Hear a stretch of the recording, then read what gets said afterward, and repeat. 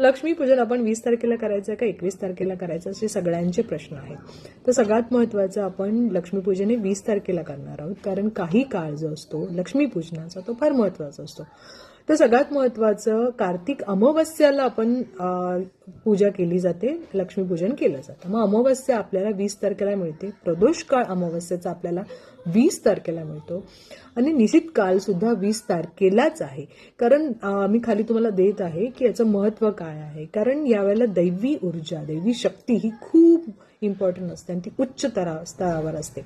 त्यामुळे या दिवशी 20 तारखेला हे सगळ्यात महत्त्वाचं आहे. त्यामुळे लक्ष्मीपूजन हे 20 तारखेला करायचं आहे. त्याचबरोबर त्या दिवशी पूजेचं जसं तुम्ही तुमच्या पद्धतीने करता पूजा त्या पद्धतीनेच करा. आणि त्याचबरोबर श्री सूक्त, कनकधारा स्तोत्र, ललिता सहस्त्रनाम आणि तुमच्या पारंपरिक पद्धतीनुसार तुम्ही जे लक्ष्मीपूजनाला मांडता त्या सगळ्या गोष्टी म्हणून नक्की लक्ष्मीपूजन करा. आता काही जणांना 21 तारखेला जरी शंका असेल की कॅलेंडरमध्ये 21 तारखेला दिलंय, तर सिंपल मी तुम्हाला एक उपाय सांगेन की वाटत असेल तुम्हाला 21 तारखेला, पण त्या दिवशी सुद्धा लक्ष्मीची पूजा करा. श्रीसूक्त, कनकधारा, ललिता सहस्त्रनाम देवीला करा.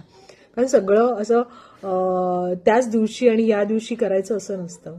मनी भाव असणं फार गरजेचं असतं आणि त्या दिवशी शांत बसून आपण पूजा करणं महत्त्वाचं असतं. मी 20 तारखेला करणार आहे. तुम्हाला जेव्हा वाटेल तेव्हा करा. मी माहिती काही दिलेली आहे ती नक्की करा. काळ दिलेला आहे त्या काळानुसार करा.